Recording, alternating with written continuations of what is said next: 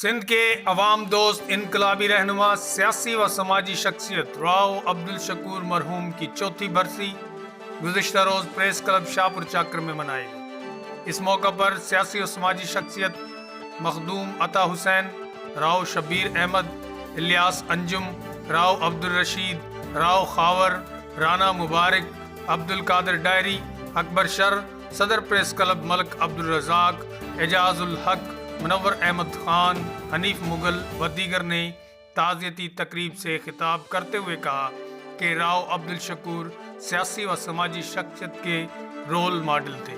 वो अपने एक हर दिल अजीज शख्सियत और इनकलाबी रहनुमा थे।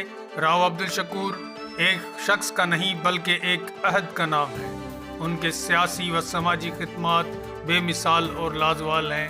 वो हर मैदान में डट जाने वाले दिलेर और सच्चे इंसान दोस्त रहनुमा थे।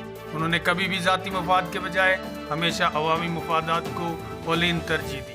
आज वो इस दुनिया में मौजूद नहीं है, लेकिन उनकी खिदमात और रूह आज भी हमारे दिलों में समाई हुई है। वो सिंध धरती के सच्चे सपूत थे।